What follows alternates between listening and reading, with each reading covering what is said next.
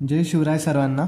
तर आपण आतापर्यंत CNSचे युनिट बघितले आणि CNSचं पण अपलोड केलं आहे आणि IoTचा युनिट 3 पण अपलोड केला आहे. तर आपण आता कोणतं बघणार आहे? IoTचा युनिट 4. IoTचा कोणतं बघणार आहोत? युनिट 4 बघणार आहोत. तर टेलिग्राम चॅनलला भरपूर जण जॉईन झाले आहे आणि ते नोट्सचा पूर्णपणे फायदा घेत आहे. तर मी तुम्हाला पण अशी ते करतो रिक्वेस्ट की तुम्ही पण ज्या नोट्स बनवल्या आहे मी एकदम छान, त्यामध्ये डायग्राम वगैरे सगळं परफेक्ट, PYQ सगळे कव्हर केले, क्वेश्चन आणि आन्सर. असं नाही की तुम्हाला PDF वाचायची किंवा काही. एक क्वेश्चन दिला आहे त्याच्या खाली त्याचं उत्तर आहे, मग दुसरा क्वेश्चन, मग दुसरं उत्तर, असं दिलेलं आहे. तर सगळ्यांनी त्या नोट्सला ॲक्सेस करा. मी टेलिग्राम चॅनलची लिंक जी आहे ना ती खाली डिस्क्रिप्शनमध्ये टाकलेली आहे. तर सगळ्यांनी नोट्सला जाऊन ॲक्सेस करा आणि नोट्सचा पूर्णपणे फायदा घ्या. आता मी तुम्हाला तरी एकदा दाखवतो. बघा काय, एक क्वेश्चन दिला आहे, क्वेश्चन नंतर असं उत्तर दिलं आहे त्याचं पूर्ण, त्यानंतर सेकंड क्वेश्चन आणि नंतर असं सेकंड क्वेश्चन चालू होतं, मग त्याचं पूर्ण उत्तर. म्हणजे असं क्वेश्चन आन्सर सहित दिलं आहे सगळं. तर तुम्ही नक्की ॲक्सेस करा नोट्सला.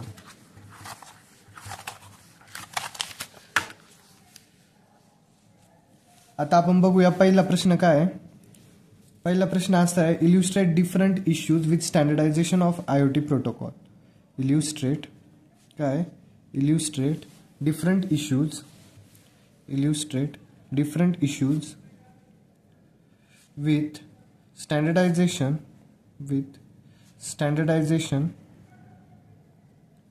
of IoT protocol.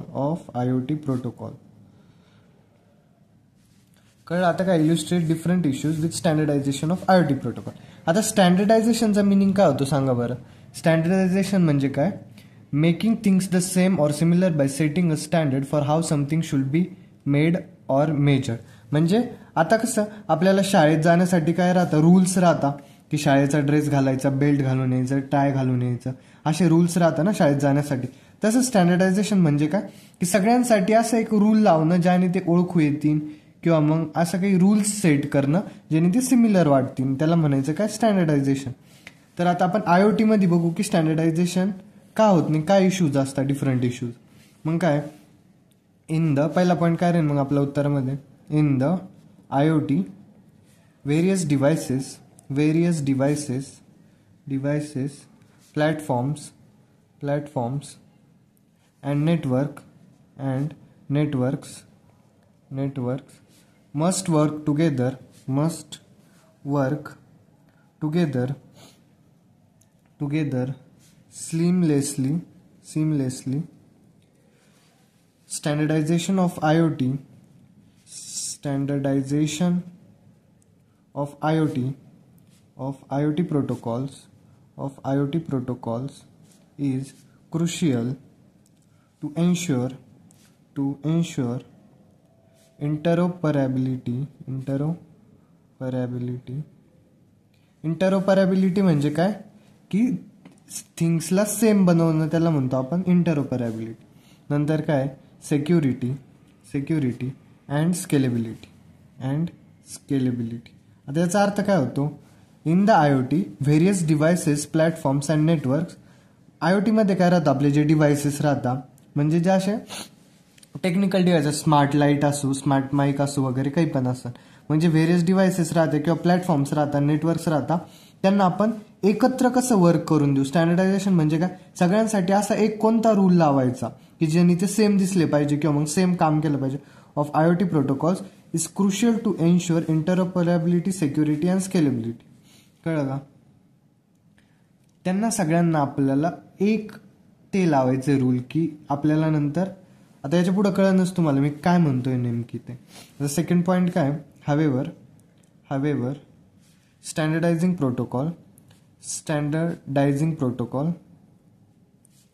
protocols across such a diverse, rapidly evolving ecosystem presents several challenges.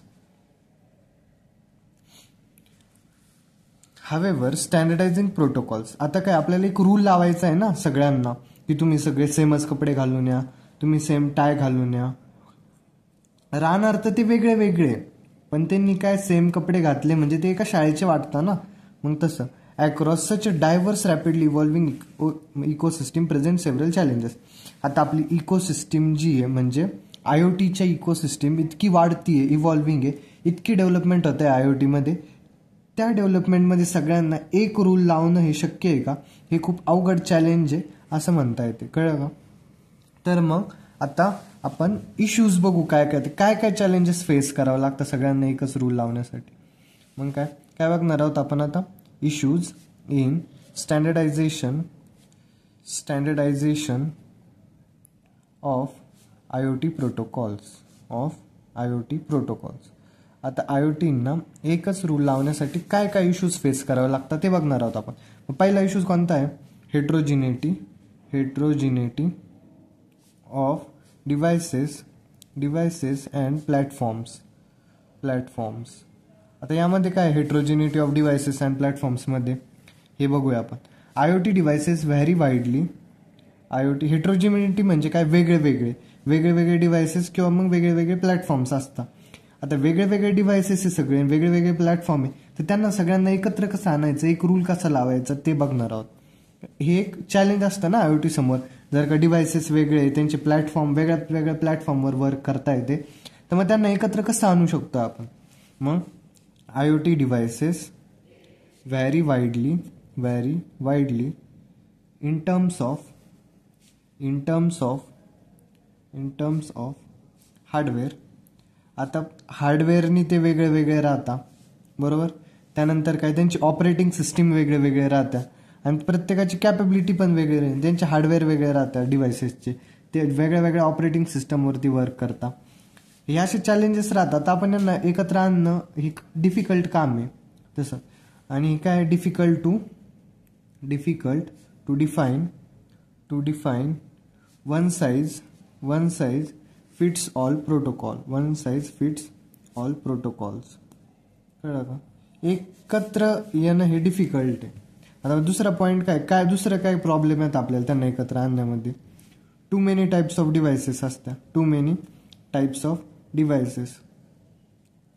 जास्त प्रकारचे डिव्हायसेस असले तर त्यांना एकत्र आणण्यासाठी अजून वेगळे प्रॉब्लेम्स येतात. म्हणजे कसं IoT is use in many areas like smart homes, hospitals, factories and farms. आता IoT कुठं यूज करतात? मेनी एरियामध्ये, म्हणजे स्मार्ट होम्ससाठी यूज केलं जातं, हॉस्पिटलसाठी, फॅक्टरीजसाठी आणि फार्मसाठी पण यूज केलं जातं. आता ह्या सगळ्यांना एकत्र कनेक्ट करणं अवघड आहे ना. स्मार्ट होम्सच्या हार्डवेअर वेगळं असं, ऑपरेटिंग सिस्टीम वेगळं असं, ते वेगळ्या प्लॅटफॉर्मसाठी वर्क करत आहे. हॉस्पिटल वेगळ्या प्लॅटफॉर्मसाठी वर्क करत नाही IoT. तर मग यांना एकत्र आणणं डिफिकल्ट असतं. हा एक प्रॉब्लेम येतो त्यांना एकत्र आणण्यासाठी. नंतर काय, हे मी अजून पॉईंट्स लिहिलेले आहे नोट्समध्ये याबद्दल, तर तुम्ही एकदा फक्त वाचून घ्या म्हणजे तुम्हाला कळतील नोट्समधून कसं. नंतर आता तिसरं काय, devices don't always work together.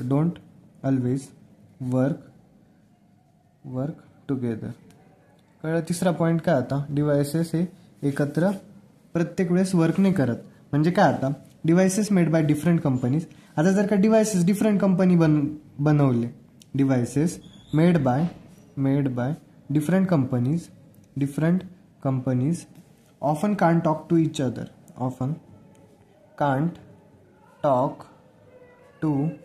Other.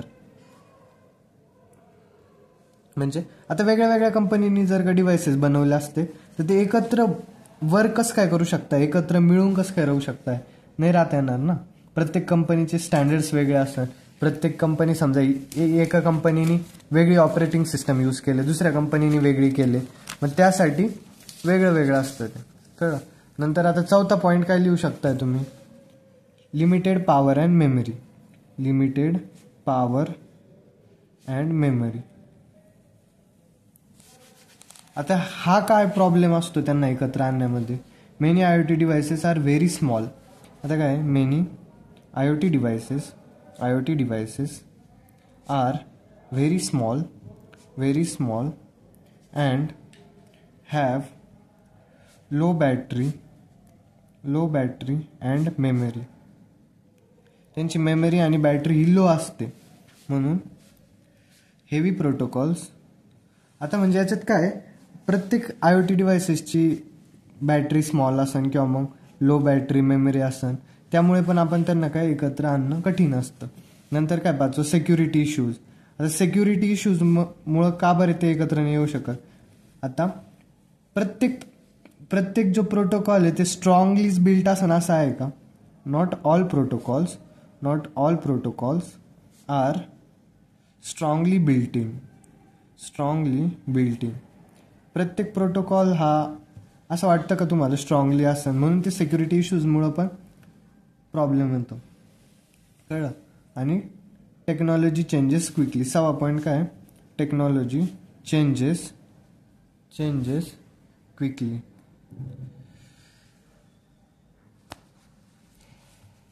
कळलं. आता technology changes quickly. New technologies like 5G and edge computing.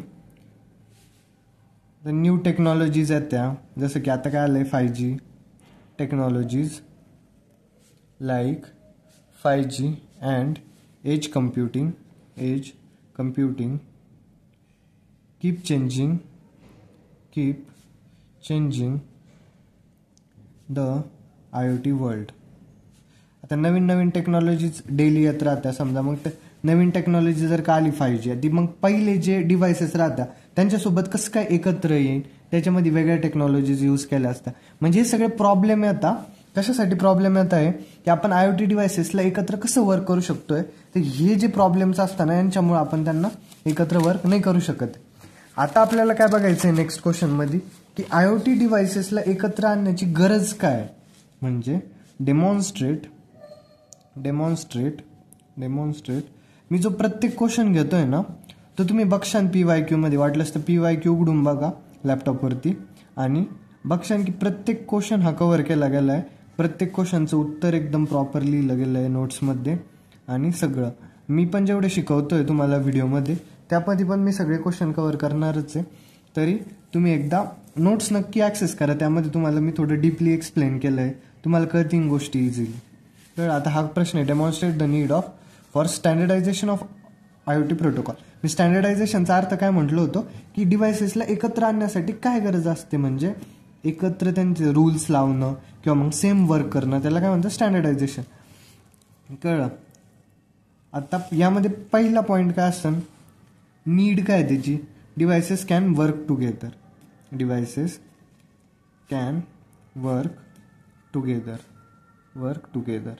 यामुळे आपल्याला काय करायचं, त्यांना एकत्र आणायचं. यालाच काय म्हणतो आपण, इंटरोपरॅबिलिटी. मी तुम्हाला म्हटलं होतं ना या शब्दाचा पहिला अर्थ इंटरोपरॅबिलिटी.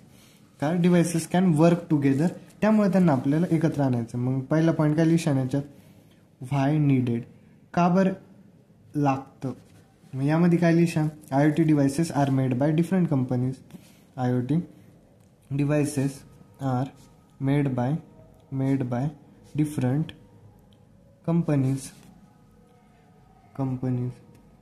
आता एक्झाम्पल काय लिहिशान याच्यात, जसं की स्मार्ट लाईट. जो स्मार्ट लाईट त्यांनी कशासोबत वर्क केलं पाहिजे, आणि एक स्मार्ट स्पीकर आहे. बरोबर, स्मार्ट लाईट आहे आणि एक स्मार्ट स्पीकर आहे. तर मग हे जर का हा वेगळ्या ब्रँडचा आहे, समजा याचं काय घेतलं आपण, ब्रँड 1 हा वेगळ्या ब्रँडचा आहे आणि हा ब्रँड 2चा आहे, म्हणजे हा ब्रँड आणि हा ब्रँड वेगळा आहे. ह्या दोन्ही ब्रँड वेगळे, म्हणून आपल्याला स्मार्ट लाईट आणि स्मार्ट स्पीकर तर हे एकाच घरात वापरायचे समजा. तर मग हे वेगळ्या कंपनीने बनवलं, याच्यात वेगळी टेक्नॉलॉजी, म्हणून जर का आपल्याला वेगळ्या कंपनीचे घेतले तर मग ती टेक्नॉलॉजी जरी वेगळ्या असल्या तरी जर का स्टँडर्डायझेशन असलं, म्हणजे यांनी रूल सेम जर का वापरले ते बनवताना वगैरे, तर आपण यांना एकत्र यूज करू शकतोय. हे स्पीकरला कनेक्टेड असेल, जर का स्पीकरचा साऊंड वाजला, बीट्स वाजले, तर बीट्सवरती लाईट कमी जास्त होईल. म्हणजे यासाठी आपण काय करतो, त्यांना एकत्र आणण्याचं बघतोय. कळलं का. आणि नेक्स्ट पॉईंट काय लिहिशान, without standard rules devices won't be able to talk to each other. Talk to each other. आता टॉक टू इच अदर म्हणजे ते काय बोलणार नाही डायरेक्ट एकमेकांना, पण त्यांचं एक कनेक्शन राहतं किंवा मग सेन्सर्स असतात जे ह्या डिव्हायसेसचं याला कनेक्ट करू शकते, दोन्ही कनेक्टेड राहील. पण त्यांना स्टँडर्ड रूल लावल्याशिवाय ते होणार आहे का? आता समजा आपण एक शाळा खोलली, शाळेमध्ये तुम्हाला दाखवायचं एक 2 विद्यार्थी ह्या एकाच शाळेचे, बरोबर, 2 विद्यार्थी आहे आणि ही शाळा आहे, ते जर का ह्याच शाळेचे वाटायला पाहिजे तर तुम्हाला काय करायला लागेल, त्यांना युनिफॉर्म सेम द्यावा लागेल, त्यांना समजा टाय वगैरे बेल्ट असेल, शूज सेम द्यावा लागतील, तेव्हा तर वाटेल ना. मग तसंच स्मार्ट लाईट आणि स्मार्ट स्पीकर जर का तुम्हाला एकाच घरातले दाखवायचे असेल तर मग त्यांना रूल्स सेम बनावं लागेल ना, की हे याच्याशी कनेक्टेड आहे, हे याच्याशी असं काहीतरी दाखवावं लागेल, तेव्हाच वाटतील ना. म्हणून आपण काय करतो, स्टँडर्ड रूल लावल्याशिवाय ते तर वाटणार नाही कायचे. कळलं का? आता नेक्स्ट काय, easy to add new devices. Easy to add new devices. आता तुम्ही स्टँडर्ड रूल्स लावल्याने काय होणार आहे, अजून गरज काय त्यांना एकत्र आणण्याची, की जे जे नवीन डिव्हायसेस डेव्हलपमेंट होते, समजा 5G आलं, हे आलं, ते जुन्या डिव्हायसेस सोबत मिसळून जाईल लगेच. त्यामुळं रूल्स लावण्याची आपल्याला गरज आहे. कळलं का? व्हाय नीडेड. आता का बरं लागतं त्यांना काय एकत्र आणायचं? कारण जे नवीन डिव्हायसेस येत आहे, जसं की 5G नवीन टेक्नॉलॉजी आली, ती जुन्या टेक्नॉलॉजी सोबत मिसळून गेली पाहिजे लगेच. मग जर का एकच रूल असला सगळ्यांना तर ती इझिली मिसळून जाईल. Standard rules make it simple to connect to new devices. कळलं? स्टँडर्ड रूल्स काय करतात, सिम्पल करतात की न्यू डिव्हायसेस इझिली कनेक्ट होते. आणि याचं एक्झाम्पल काय राहील मग, new sensor to your smart home. आपण काय करू शकतोय, न्यू सेन्सर जे आहे ना ते स्मार्ट होममध्ये इझिली फिट करू शकतोय. Smart home system. आता एक स्मार्ट होम सिस्टम आहे, तुम्ही न्यू सेन्सर आणि ते इझिली याच्यामध्ये फिट होऊन जाईल. कळलं? नंतर काय next point, this saves time and make setup easier. This saves time and make setup easier. यामुळं काय होतं, टाइम वाचतो आपला आणि जे सेटअप राहतं ते इझियर होऊन जातं. नवीन सेन्सर आणलं तुम्ही घरात किंवा नवीन कोणती पण गोष्ट असली तिचं सेटअप इझिली होऊन जातं जुन्या गोष्टींसोबत. कळलं? आता तिसरं काय, बेटर सिक्युरिटी. कळलं? आता बेटर सिक्युरिटी मध्ये काय राहणार आहे, बेटर सिक्युरिटी, आता समजा तुम्ही गोष्टींना रूल्स लावले, ह्या गोष्टी एकत्र आहे तर काय होणार आहे, सिक्युरिटी पण चांगली राहणार आहे. आता तुम्हाला many IoT devices are easy target for hackers. का बरं लागतं आपल्याला बेटर सिक्युरिटी का द्यायची राहते? मग काय राहतं, many IoT devices are easy targets for hackers. आता जे IoT डिव्हायसेस असतात ते इझी टार्गेट राहतात. तर समजा तुमच्या घरामध्ये कॅमेरा वगैरे लावलाय, ते हॅकर्स इझिली हॅक करून जातील. त्यामुळे प्रत्येक गोष्टीला जर का रूल्स असले, आता जसं की तुम्ही एखाद्या गोष्टीला, प्रत्येक जी गोष्ट आहे तुमच्या घरात IoT वाली, स्पीकर असो किंवा मग कॅमेरा असो, काही असो, त्यांच्यासाठी जर का एक रूल असला की त्यांचे सिक्युरिटी फीचर्स जे असतील, बरोबर, सिक्युरिटी फीचर्स त्यांचं एन्क्रिप्शन ऑथेंटिकेशन हे जर का चांगलं असतं, एका रूल्समध्ये तुम्ही त्यांना लावलं, सिक्युरिटी फीचर चांगले लावले, एन्क्रिप्शन ऑथेंटिकेशन, तर तुमची काय होणार आहे, बेटर सिक्युरिटी होणार आहे. कळलं? यामुळं फायदा काय होतो, दिस कीप्स युजर डेटा सेफ. यामुळं काय राहतो, युजर डेटा सेफ राहतो. कळलं का? आता काय, आता बघितलं आपण डिव्हायसेस कॅन वर्क टुगेदर, पहिला पॉईंट बघितला. नंतर easy to add new devices बघितला, बेटर सिक्युरिटी बघितली. आता आपण काय बघणार आहोत, सपोर्ट मोर डिव्हायसेस, म्हणजे स्केलेबिलिटी होऊ शकते. चौथा पॉईंट काय की स्केलेबिलिटीमध्ये काय होऊ शकतं, समजा तुम्ही का स्केलेबिलिटीमध्ये का बरं लागतं, आता फ्युचरमध्ये काय होणार आहे, बिलियन्स ऑफ डिव्हायसेस काय होणार आहे, ॲड होणार आहे, बरोबर.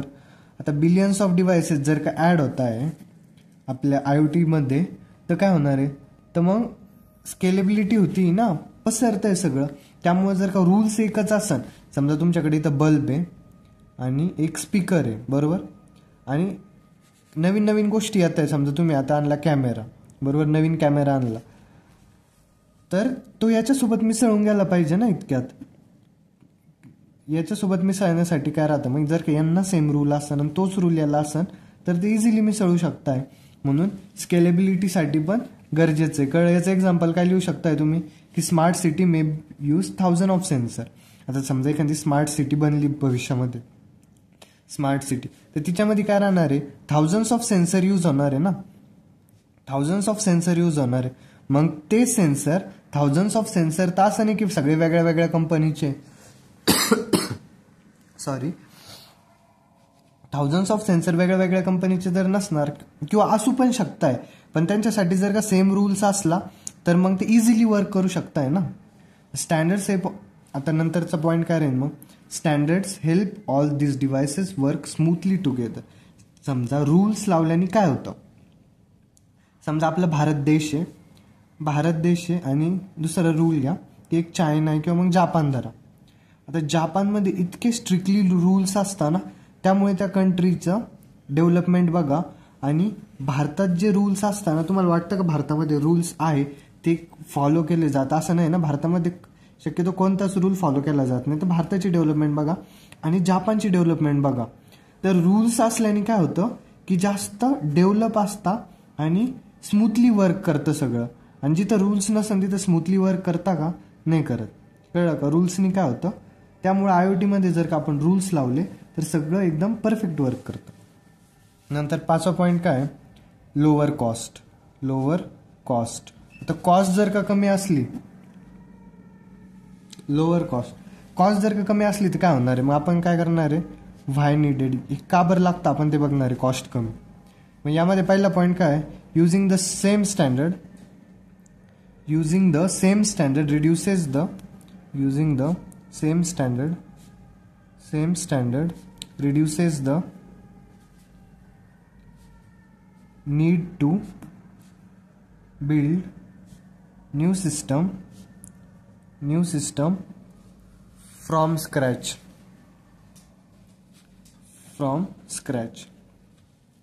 आता काय, using the same standard reduces the need to build new system from scratch. आता समजा बघा, तुम्ही जर का नवीन सिस्टम आहे, नवीन टेक्नॉलॉजी आणल्या तर प्रत्येक गोष्टीसाठी प्राइस पण जास्त लागणार आहे. तर कॉस्ट कमी लागण्यासाठी आपण काय करतो, समजा रूल सेम असेल, जर का तुम्हाला माहिती आहे याच्यात हे लागणार त्याच्यात ते लागणार आहे, तर कॉस्ट कमीच लागणार आहे ना. प्रत्येक कंपनीकडे ते अवेलेबल राहणार. तुम्ही जर का नवीन रूल्स लावले प्रत्येक कंपनीने वेगळे, तर ते एकत्र वर्क पण नाही करू शकत आणि कॉस्ट पण हायर लागेल. कळलं? हे सगळं एकदम भारीमध्ये एक्सप्लेन केलंय मी तुम्हाला आणि नोट्समध्ये अजून छान लिहिलंय. आता यानंतर मी तुम्हाला काय एक्सप्लेन करणार आहे, डिफरन्स बिटवीन. आता डिफरन्स बिटवीन कशात बघायचं आपल्याला, RFID आणि स्कॅडा. आता RFID आणि स्कॅडामध्ये काय डिफरन्स आहे ते बघणार आहोत. पहिला पॉईंट काय, आता आपण PYQ पडतो, यूज टू आयडेंटिफाय. आता RFID म्हणजे बघा ते गाड्यांवरती जे टॅग लावतो ना आपण, कशासाठी, टोल नाक्यांवरती, ते ऑटोमॅटिकली स्कॅन होतं बघा. आजकाल नवीन सिस्टम आली, ते RFID वरती वर्क करतं. Use to identify and track objects using radio वेव्सच्या मदतीने आपण काय करू शकतो, ते ऑब्जेक्ट ट्रॅक करू शकतोय. ते गाडीवरती जी काय करतं, रेडिओ वेव्स फॉल होता आणि ते स्कॅन झाल्यानंतर लगेच कळतं की गाडी कोणाची वगैरे. कळलं का? आणि स्कॅडामध्ये काय असतं, use to monitor and control industrial systems. SCADA कशासाठी यूज होतं, use to monitor and control industrial systems remotely. आता ज्यांनी माझा ना युनिट 3 बघितला आहे ना, त्यांना लगेच कळणार RFID आणि स्कॅडा काय, कारण युनिट 3 मध्ये पण हे 2 पॉईंट होते. तर मी तुम्हाला एकदम चांगले एक्सप्लेन करतो. आता बघा, use to monitor and control industrial systems remotely. कशासाठी यूज होतं स्कॅडा, की इंडस्ट्रियल ज्या सिस्टम्स ज्या राहतात ना त्यांना मॉनिटर करण्यासाठी, रिमोटली कंट्रोल करण्यासाठी स्कॅडाचा वापर केला जातो. आता दुसरा पॉईंट काय, हे कुठे यूज होतं RFID, मेनली सप्लाय चेनमध्ये यूज होतं. सप्लाय चेन किंवा मग जे इन्व्हेंटरी असता, इन्व्हेंटरी आणि रिटेल. आता बघा मॉलमध्ये वगैरे नवीन सिस्टम आली, ते लगेच स्कॅन करता प्रोडक्टला, लगेच प्राइस दिसून जाते. मग तिथं पण हे RFID सिस्टम यूज होते. रेडिओ वेव्ज असतात ते. आणि हे कशात यूज होतं, पॉवर प्लांट्समध्ये किंवा मग वॉटर सिस्टम्स असू, फॅक्टरीज असू, तिथं यूज होतं. कळलं? आता हे तिसरं कशासाठी, works with RFID work with RFID tags and readers. एकाच सोबत वर्क करतं, RFID टॅग सोबत आणि रीडर सोबत वर्क करतं. आणि हे स्कॅडा वर्क विथ सेन्सर्स किंवा मग PLCs. कळलं. आणि चौथा पॉईंट काय होता, डेटा इज युजली शॉर्ट. आता तुम्हाला फक्त काय करायचं, गाडीचं स्कॅन करायचं आणि सांगायचं ही गाडी ह्या मालकाची आहे आणि हा टोल कटला आहे, एवढं सांगायचं राहतं ना. पण इंडस्ट्रियल सिस्टम्सला मॉनिटर करायचं रिमोटली. मग याच्यामध्ये डेटा काय राहणार आहे, डेटा जो कलेक्ट होतो तो डेटा इज युजली शॉर्ट असणार आहे, बरोबर. आणि इकडे काय होतं, इथला जो डेटा असणार आहे तो काय छोटा असणार आहे, इथं थोडा डेटा जास्त असणार आहे. मग collect and processes real time data. आता जे इंडस्ट्रीमध्ये मॉनिटर करते सिस्टम, म्हणजे लक्ष ठेवून आहे पूर्ण इंडस्ट्रीवरती, ते रिअल टाइम डेटाच कलेक्ट करणार आहे. And decision making data for control and decision making. इथला डेटा थोडा जास्तच असणार आहे, बरोबर, RFID पेक्षा. इथं काय आहे, इथं कंट्रोल फंक्शन असतं, इथं तरी कंट्रोल करणं आहे, पण इथं कंट्रोल फंक्शन आहे का, नो कंट्रोल फंक्शन. इथं काय होतं, फक्त कंट्रोल होतं का नाही आपल्याला फक्त आयडेंटिफाय करायचं ऑब्जेक्टला, बरोबर. इथं म्हणून कंट्रोल फंक्शन नाही, इथं फक्त आयडेंटिफिकेशन आहे. आणि इथं काय, मग इथं कंट्रोल फंक्शन लागतं, म्हणजे इन्क्ल्यूड्स कंट्रोल अँड मॉनिटरिंग. कळलं. आणि 6वा पॉईंट काय, लो पॉवर लागते अँड शॉर्ट रेंज कम्युनिकेशन आहे. काय, शॉर्ट रेंज कम्युनिकेशन, बरोबर, लगेच कळतं ते. आणि may use wired or wireless communication. May use wire or wireless communication over long distances. कळलं. वायर किंवा वायरलेस कम्युनिकेशन यूज करू शकताय ओव्हर लॉंग डिस्टन्सेस. आता जो नेक्स्ट प्रश्न आहे आपला, तो मी तुम्हाला नोट्समधून सांगतो, म्हणजे तुम्हाला नोट्सची क्वालिटी पण समजेल, कोणत्या क्वालिटीच्या नोट्स काढलेल्या आहे. आता बघा, illustrate various IoT applications develop using IP based protocol.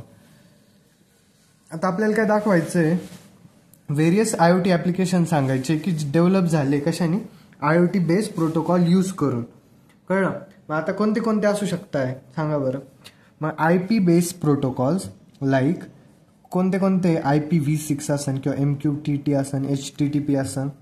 Enable IoT devices to communicate over the internet or local networks. Here are some applications using this protocols. आता आपण ॲप्लिकेशन्स बघणार आहे, कोणते कोणते प्रोटोकॉल्स यूज करून असतं ॲप्लिकेशन. Smart homes. पहिलं काय, स्मार्ट होम्स काय यूज करता, IP based protocols to connect devices like smart lights, thermostat. कशासाठी यूज करता IP बेस्ड प्रोटोकॉल्स, स्मार्ट डिव्हाइसेसला कनेक्ट करण्यासाठी, स्मार्ट लाईट असन, थर्मोस्टॅट असन. आणि security cameras and voice assistant. Example काय, आता smart light control via MQTT protocol. कळलं का. स्मार्ट होम्समध्ये जी स्मार्ट लाईट वापरतो आपण, ती कोणता ते यूज करते, कोणत्या प्रोटोकॉलनी कंट्रोल होते, म्हणजे MQTT प्रोटोकॉलनी. कळलं का. आता हेल्थ केअरमध्ये बघा, हेल्थ केअरमध्ये काय, wearable devices and health monitoring send patient data securely over IP network.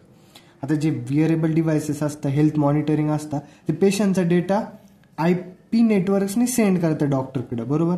तर मग यासाठी कोणतं यूज होतं ते बघणार आहोत. एक्झाम्पल म्हणजे काय, आता heart rate monitors using COAP to transmit data to doctors in real time. इथं कोणता यूज झाला आहे, आता COAP. म्हणजे फक्त असं लक्षात ठेवा, स्मार्ट होम्समध्ये कोणता यूज होतोय, MQTT यूज होतोय. हेल्थ केअरमध्ये कोणता यूज होतोय, COAP प्रोटोकॉल यूज होतोय. त्यानंतर स्मार्ट सिटीजमध्ये काय राहतं, ट्रॅफिक लाईट असन, वेस्ट मॅनेजमेंट सेन्सर लावले आपण, किंवा मग environmental monitors use IP protocols to share data. हे काय करतं, IP प्रोटोकॉलला यूज करतं कशासाठी, डेटा शेअर करण्यासाठी. आता एक्झाम्पल काय याचं, ट्रॅफिक सेन्सर जे ते यूज करतात IPv6ला. म्हणजे स्मार्ट सिटीजमध्ये आपण कोणता यूज करतो, IPv6 यूज करतो. कळलं. ट्रॅफिक कंजेशनसाठी, म्हणजे ट्रॅफिक कंजेशन म्हणजे काय, ट्रॅफिकला मॅनेजमेंट करण्यासाठी. And data for better management. कळलं. स्मार्ट होमसाठी काय यूज केला आपण, MQTT. हेल्थ केअरसाठी COAP. COAP म्हणजे काय, कन्स्ट्रेंट ॲप्लिकेशन प्रोटोकॉल आहे. स्मार्ट सिटीजमध्ये काय कोणता यूज केला आपण सांगा बरं. स्मार्ट सिटीजमध्ये IPv6 यूज केला आपण. आणि आता आपण काय बघणार आहोत, स्मार्ट सिटीजचं झालं. यानंतर बघणार आहोत आपण इंडस्ट्रियल ऑटोमेशन. इंडस्ट्रियल ऑटोमेशनमध्ये कोणता यूज केला आपण आता, factories use IoT sensors and controllers connected. आता फॅक्टरी काय करता, IoT सेन्सर्स यूज करता, कंट्रोलर्स. ते कशाने कनेक्टेड राहतात, IP प्रोटोकॉल्सनीच कनेक्टेड राहतात. म्हणजे मशीनला, प्रोसेसरला वगैरे मॉनिटरिंग करण्यासाठी. म्हणून याचं एक्झाम्पल काय, आता मशीन काय करतं, अपडेट सेंड करतं. कशा थ्रू, MQTT थ्रू, कंट्रोल सेंटर्सकडं. कळलं का. MQTT आपण 2 जागेवरती यूज केला, मागं पण इथं आणि इथं पण MQTT यूज केला. आता ॲग्रिकल्चरमध्ये कसं IP प्रोटोकॉल यूज होता, IP बेस, ते बघूया. ॲग्रिकल्चरमध्ये पहिलं काय, soil moisture sensors, weather station and irrigation system communicate using IP protocol. आता जे सॉईल मॉइश्चर सेन्सर असतात किंवा मग वेदर स्टेशन असतात, हे एकमेकांशी कसं कनेक्ट करतात, IP बेस प्रोटोकॉल्स यूज करून. मग इथं कोणता IP बेस प्रोटोकॉल यूज होतो त्यांच्या कम्युनिकेशनसाठी, COAP यूज होतो. Base soil sensor send data to automated irrigation system. कळलं का. COAP प्रोटोकॉलच्या द्वारे सॉईल सेन्सर काय करतात, डेटा सेंड करता. कशासाठी, ऑटोमेटेड इरिगेशन सिस्टमसाठी. Smart energy management. आता स्मार्ट एनर्जी मॅनेजमेंटमध्ये काय येणार आहे, smart meters and grid systems use IP protocols to monitor and optimise energy consumption. कळलं. स्मार्ट मीटर असो किंवा मग ग्रीड सिस्टम असो, काय यूज करता, IP प्रोटोकॉल्स यूज करता. कशासाठी, monitor and optimise energy consumption करण्यासाठी. मॉनिटर करायचं आणि एनर्जी कन्झम्पशनला ऑप्टिमाइज करायचं. एक्झाम्पल काय, स्मार्ट मीटर्स जे राहतात ते send energy usage data over IPv6 to utility companies. Smart meter काय करतात, डेटा सेंड करतात IPv6 द्वारे कंपनीजला, की मीटर असं रिडिंग आली किंवा मग हे कळलं. कन्क्ल्युजनमध्ये काय, IP based protocols are the backbones of many IoT applications enabling devices to communicate efficiently. Backbones आहे मेनी IoT ॲप्लिकेशन्सचे. IP बेस्ड प्रोटोकॉल्स काय आहे, बॅकबोन्स आहे मेनी IoT ॲप्लिकेशनचे, जे काय करतात, इनेबल करता डिव्हायसेसला इफिशियंटली सेक्युअरली कम्युनिकेट करण्यासाठी. लॉंग डिस्टन्स असो किंवा मग होम, हेल्थ केअर सिटीजमध्ये इफिशियंटली वर्क करता, ते कम्युनिकेट करता. त्यासाठी हे IP बेस्ड प्रोटोकॉल्स यूज होतात. कळलं का. आता यानंतरचा जो नेक्स्ट क्वेश्चन आहे आपला, तो काय आहे, नेक्स्ट क्वेश्चन आहे, show with suitable reasons why Zigbee is more popular than wifi and Bluetooth in IoT. आता Zigbee का मोर पॉप्युलर आहे वायफाय यांच्या परत, ते बघणार आहोत आपण. आता लो पॉवर, Zigbee डिव्हायसेस काय करता, लेस पॉवर यूज करता वायफाय आणि ब्लूटूथपेक्षा. म्हणून ते काय मोर सुटेबल आहे, Zigbee यूज करणं चांगलं असतं. का बरं, की ते लो पॉवर आहे. Zigbee डिव्हायसेस यूज लेस पॉवर यूज करतं. वायफाय आणि ब्लूटूथला थोडी जास्त पॉवर लागते. म्हणून Zigbeeच्या ज्या बॅटरीज असतात ते लास्ट लॉंगर करतात. कळलं का, जास्त चालतात. मेश नेटवर्किंग म्हणजे काय, Zigbee सपोर्ट्स मेश नेटवर्क. म्हणजे प्रत्येक जे डिव्हायसेस राहतं ते प्रत्येक दुसऱ्या डिव्हायसेसला कनेक्ट राहतं. म्हणून Zigbee आपण जास्त वापरतो. Allows devices to communicate through multiple paths, increasing reliability and range. Wifi and Bluetooth mostly use point to point connection. आता असतो ठीक आहे, वायफाय ब्लूटूथ जे असतं ते मेश नेटवर्क असते काय, वायफाय समजा थोड्या लोकांना कनेक्ट असतं, ब्लूटूथ पण दोघा तिघांमध्ये असं. आणि Zigbee काय करतं, मेश नेटवर्क प्रत्येक जो डिव्हायसेस आहे तो प्रत्येक दुसऱ्या डिव्हाइसला कनेक्ट असतो. म्हणून आपण काय करतो, मेश नेटवर्कमुळे Zigbeeला सपोर्ट करतो. Better scalability, Zigbee network can support thousands of devices. Zigbee network काय थाउजंड्स ऑफ डिव्हायसेसला सपोर्ट करतं. पण ब्लूटूथ आणि वायफाय जे राहतं ते लिमिटेड डिव्हाइस कनेक्शन राहतं ना त्यांचं. म्हणून आपण Zigbee सपोर्ट करतो बेटर स्केलेबिलिटीमुळे. Zigbee हे काय कॉस्ट इफेक्टिव्ह आहे. Zigbee मॉड्यूल्स जे असतात ते स्वस्त असतात, चिपर असतात अँड सिम्पलर असतं इम्प्लिमेंट करण्यासाठी. वायफाय वगैरे काय असतात थोडेसे कॉस्टली असतात, एक्सपेन्सिव्ह असतात. कळलं. Design for IoT, Zigbee is specially design for the IoT application with low data rates and small message size. आता IoT मध्ये काय पाहिजे आपल्याला की डेटा रेट कमी पाहिजे आणि मेसेज साईज पण छोटी पाहिजे. पण वायफाय आणि याच्यामध्ये काय राहतं, जो डेटा रेट असतो वगैरे ते जास्त असतं, म्हणून झिगबी वापरतो आपण, कारण याला डेटा रेट पण कमी असतं आणि मेसेजची साईज पण कमी असते. कळलं? हे झालं आपला प्रश्न की झिगबी का जास्त वापरलं जातं वायफाय आणि ब्लूटूथ परता IoT मध्ये. कळलं का इथपर्यंत? आता यानंतरचा नेक्स्ट क्वेश्चन काय, M2M आणि स्कॅडा. आपण कशामध्ये बघितलं आता, RFID आणि स्कॅडामध्ये. आपण आता कशात बघणार आहोत, M2M आणि स्कॅडामध्ये. कळलं का? कशात बघणार आहोत, डिफरन्स M2M आणि स्कॅडा. कळलं का? M2M आणि स्कॅडामध्ये. आता M2M काय असतं, मशीन टू मशीन असतं ते. Machines communicate automatically. मशीन्स काय करतात, ऑटोमॅटिकली कम्युनिकेट करतात. आणि स्कॅडामध्ये काय राहतं, ऑटोमॅटिक असतं काय, मॉनिटर आणि कंट्रोल इंडस्ट्रियल प्रोसेस. आपण मागच बघितलं स्कॅडाचं, monitor and control industrial process ज्या असतात त्यांना मॉनिटर करतं, कंट्रोल करतं. कळलं का? Industrial process. आता नेक्स्ट काय, आता दुसरं, use in smart metres. M2M कशासाठी यूज होतं, यूज इन स्मार्ट मीटर्स. कार्समध्ये यूज होतं, हेल्थकेअर डिव्हायसेसमध्ये यूज होतं, आणि स्कॅडा कशात यूज होतं सांगा बरं. आपण पहिल्यांदाच बघितलं, यूज इन फॅक्टरीजमध्ये यूज होतं, पॉवर प्लांट्समध्ये यूज होतं, कळलं? आता नंतर काय, यांचं जे कम्युनिकेशन असतं M2चं ते कशाद्वारे चालतं, सेल्युलार, वायफाय आणि इंटरनेट प्रोटोकॉल्स याद्वारे काय चालतं, त्यांचं कम्युनिकेशन चालतं. आणि इकडे तिसरा पॉईंट काय, कशा थ्रू चालतं, इकडे कम्युनिकेशन वायर्ड पण असू शकतंय किंवा मग वायरलेस पण असू शकतंय विथ इंडस्ट्रियल प्रोटोकॉल्स.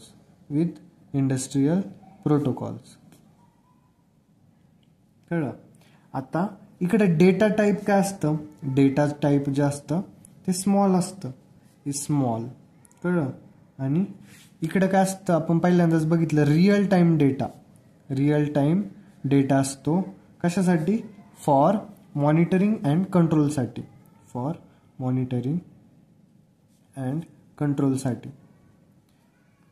म्हणून इथं डेटा हा थोडासा जास्त असणार आहे, इथं डेटा काय असतो, स्मॉल असतो. कळलं?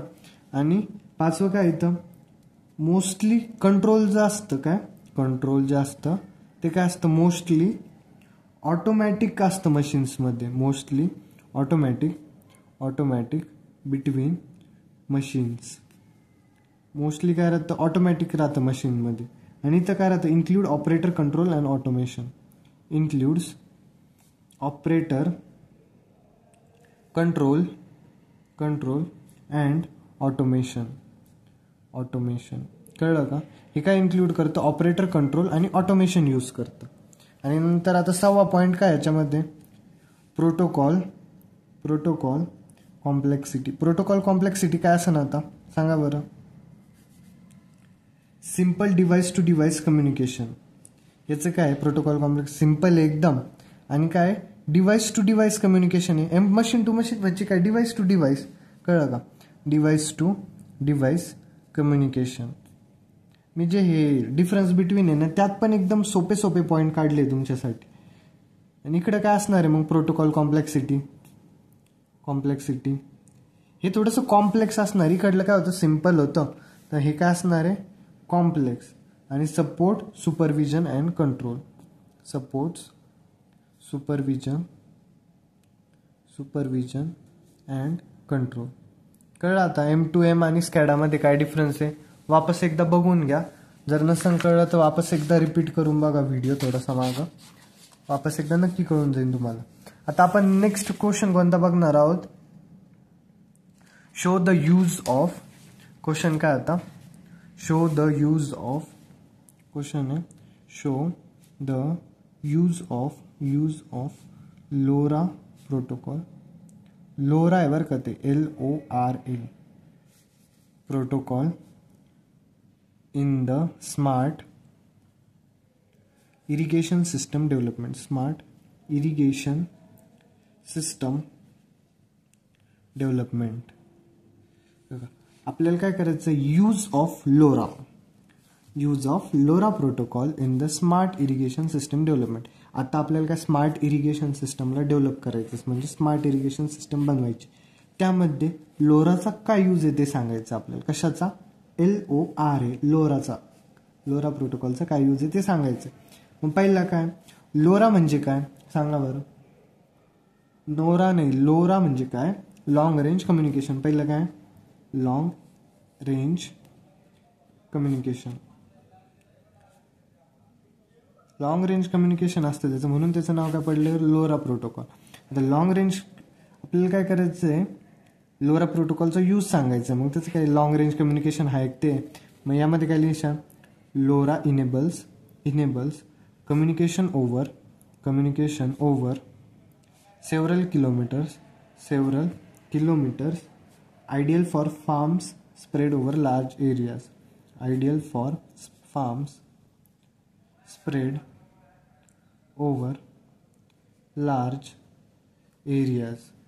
कळलं. आता जे फार्म्स आहे ते मोठ्या मोठ्या एरियामध्ये, म्हणजे मोठे फार्म्स आहे त्यासाठी काय यूज होतं, लॉंग रेंज लागेल ना आपल्याला, म्हणून आपण हे यूज करतो. कळलं, लोरा प्रोटोकॉल यूज करतो इरिगेशन डेव्हलपमेंटसाठी.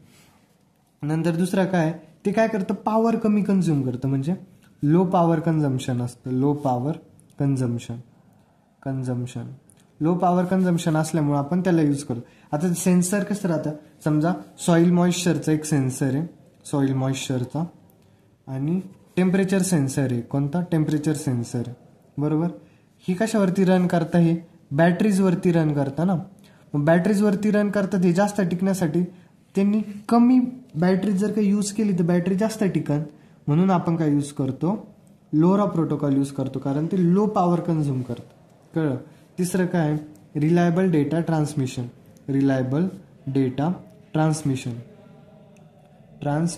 बरोबर, रिलायबल डेटा ट्रान्समिशन. आता रिलायबल डेटा ट्रान्समिशन मध्ये काय होतं, रिलायबल म्हणजे काय, विश्वास पाहिजे एक. आता मग LoRa provides reliable transmission of data even in remote or harsh environment. म्हणजे जर का एन्व्हायरमेंट खराब जरी असलं, कोणतं, हार्श एन्व्हायरमेंट जरी असलं, खराब एन्व्हायरमेंट, त्यामध्ये पण हे काय करतं, डेटा पोचवतं दुसऱ्यापर्यंत. कळलं का. त्यामुळे आपण काय यूज करतो, लोरा प्रोटोकॉल यूज करतो. आता रिअल टाइम मॉनिटरिंग. चौथं काय, रिअल टाइम मॉनिटरिंग. आता रिअल टाइम मॉनिटरिंग मध्ये काय लिहिणार आहे तुम्ही, farmers can receive real time data on soil moisture. आता फार्मर्सला सॉइल मॉइश्चरवरती काय भेटलं पाहिजे, रिअल टाइम डेटा भेटला पाहिजे ना, की सॉइल ही समजा तिला पाण्याची गरज आहे का नाही हे कळण्यासाठी रिअल टाइम डेटा भेटला तरच फार्मर काय करणार आहे, पाणी चालू करायचं की बंद ठेवायचं हे कळत. म्हणून real time monitoring LoRa protocol आपल्याला प्रोव्हाइड करतं. आणि पाचवं काय, कॉस्ट इफेक्टिव्ह आहे. ते कळलं, कॉस्ट इफेक्टिव्ह आहे म्हणजे इनएक्सपेन्सिव्ह, म्हणजे काय, चीप आहे, ते सस्ते. त्यामुळे आपण काय यूज करतो, लोरा प्रोटोकॉल यूज करतो. कळलं. आता यानंतर काय बघणार आहे आपण, अप्लाय द अप्रोप्रिएट. आता मी तुम्हाला हे नोट्समध्ये सांगतो.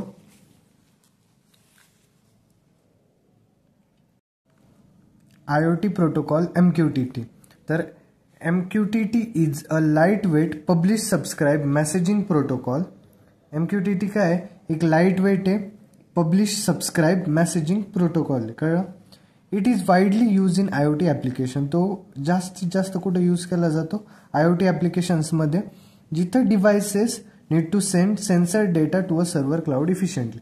म्हणजे जिथं डिव्हायसेस नीड टू सेंड, ज्या डिव्हाइस म्हणजे सेन्सर डेटा जो आहे तो कुठं सेंड करायला लागतो, क्लाउडला किंवा सर्व्हरला सेंड करायला लागतो, तिथं आपण कोणतं, MQTT जास्त वापरतो. कळलं. Works well in low bandwidth high latency environment. हा कुठं चांगलं काम करतो, जिथं लो बँडविथ असतं, high latency environment, like farms, rural एरियाजमध्ये वापरू शकतो आपण याला. कळलं. आता याचं स्मार्ट इरिगेशन सिस्टीममध्ये काय काम असतं, ॲप्लिकेशन बघणार आहोत. स्मार्ट इरिगेशन सिस्टीममध्ये आपण MQTTचा कसा उपयोग करतो ते बघणार आहोत. मग सेन्सर सॉइल मॉइश्चर सेन्सर असता, टेम्परेचर सेन्सर असता, ह्युमिडिटी सेन्सर असता. हे कुठं आपण फील्डमध्ये समजा प्लेस केले, कुठं फार्ममध्ये प्लेस केले. हे सेन्सर काय करतं, एक रिअल टाइम डेटा मेजर करता आणि पब्लिश करतं कुठं, MQTT ब्रोकरकडं. सेन्सर काय करता, हा रिअल टाइम डेटा कलेक्ट करता आणि कुठं पब्लिश करता, MQTT ब्रोकरकडं. कळलं. सेन्सरचं काम काय, ही सगळा फार्ममधला रिअल टाइम डेटा कलेक्ट करायचा आणि पब्लिश करायचा कुठं, MQTT ब्रोकरकडं. आता MQTT ब्रोकरचं काम काय, ते एक सेंट्रल हब म्हणून काम करतं. ते काय करतं, डेटा रिसिव्ह करतं सेन्सरकडून आणि फॉरवर्ड कुठं करतं, सबस्क्रायबरकडं. कळलं. कंट्रोलर आणि ॲक्च्युएटर्स. आता कंट्रोलर ॲक्च्युएटर काय करतं, एक सबस्क्रायबर म्हणून काम करतात. A micro controller connected to the irrigation pump subscribes to the sensor data. आता जे सेन्सरनी जो डेटा पाठवला कुठं, MQTT ब्रोकरकडं, आणि MQTT ब्रोकरनी कोणाकडे पाठवला, कंट्रोल किंवा ॲक्च्युएटरकडं. मग म्हणजे मायक्रो कंट्रोलर्स राहता इरिगेशन पंपला कनेक्टेड, ते काय एक सबस्क्रायबर म्हणून काम करतं. आता समजा मी कोण आहे, पब्लिश करणार आहे, मग मी कोण झालो, सेन्सर, बरोबर. आणि यूट्यूब काय झालं, आपल्यामधलं एक ब्रोकर झालं यूट्यूब. आणि तुम्ही कोण आहे, माझे सबस्क्रायबर आहात. ते सबस्क्रायबर आहात म्हणजे तुम्ही कोण झाले, कंट्रोल किंवा ॲक्च्युएटर. आता मी जो डेटा किंवा मग मी हा व्हिडिओ तुमच्याकडे पाठवतोय, सेन्सर्सनी काय केला, डेटा पाठवला, म्हणजे मी तुमच्याकडे डेटा पाठवला. तो कोणाकडे गेला, MQTT ब्रोकरकडं. आता मग मी जो डेटा पाठवला तो यूट्यूबकडे जाईल. यूट्यूबकडे गेला तर यूट्यूब काय करेन, कोणाला पाठवीन, सबस्क्रायबरला, म्हणजे तुम्हाला पाठवीन, म्हणजे कंट्रोलरला, ॲक्च्युएटरला पाठवीन. आणि तुम्ही तो बघशाल असं, म्हणजे बेस ऑन थ्रेशोल्ड व्हॅल्यू ते काम करतं. आता ॲक्च्युएटर्स म्हणजे काय, जे ॲक्शन घेतं. जर का थ्रेशोल्ड व्हॅल्यूज म्हणजे काय, चेंज दिसला याला व्हॅल्यूमध्ये. मॉइश्चर जर का हाय असेल किंवा लो असेल तर पाणी सोडायला लागेल ना शेतामध्ये. मग शेतामध्ये पाणी चालू करायचं असेल तर मग ते मॉइश्चर थ्रेशोल्ड म्हणजे जर का चेंज दिसला, समजा जमीन ओली आहे किंवा जास्त सुकी पडली आहे, त्यानुसार आपण पाणी सोडू शेताला.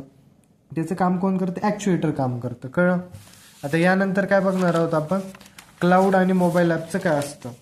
आता क्लाउड आणि मोबाईल ॲप काय, farmer can monitor soil conditions and irrigation status through a mobile app. म्हणजे मोबाईल ॲपवरून ते मॅनेज करू शकताय की पाणी सोडायचं की नाही. आता त्यांच्याकडे डेटा इन मॉइश्चरचा, की जमीन ओली आहे किंवा मग जास्त सुकी पडली आहे, तो डेटानुसार मग ते अनालाइज करतील आणि पाणी सोडायचं की नाही हा निर्णय ते ॲपवरनं घेऊ शकताय. कळलं.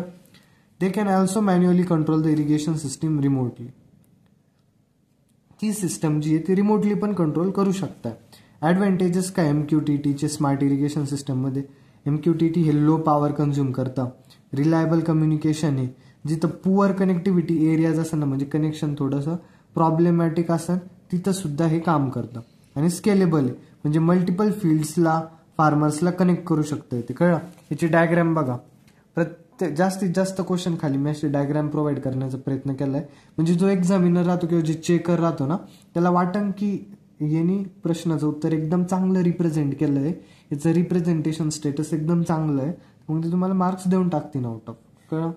सॉइल मॉइश्चर सेन्सर राहते, पब्लिशर म्हणून काम करतं, ब्रोकर राहतं, आणि कंट्रोलर हे सबस्क्रायबर. मग पाणी सोडायचं काम कोण करतं, ॲक्च्युएटर करतं. आणि इकडं फार्मर मोबाईल ॲप असतो जो एक सबस्क्रायबर म्हणून काम करू शकतोय. कळलं. इथपर्यंत. आता यानंतरचा प्रश्न काय, classify the different IoT protocols use at network layer and explain any of them in brief. Different IoT protocol जे यूज होता नेटवर्क लेअरमध्ये ते सांगायचे आपल्याला, त्यांना क्लासिफाय करायचं. आता नेटवर्क लेअरमध्ये काय काय होतं, at the network layer IoT protocol ensure device to device or device to gateway communication. Network लेअरमध्ये काय होतं, IoT प्रोटोकॉल्स काय इन्श्युअर करता की कम्युनिकेशन कसं आहे, डिव्हाइस टू डिव्हाइस असू शकतं किंवा मग डिव्हाइस टू गेटवे असू शकतं, IP बेस और नॉन IP बेस नेटवर्कद्वारे. दे आर क्लासिफाईड ॲज मग इथे 4 प्रकार दिले.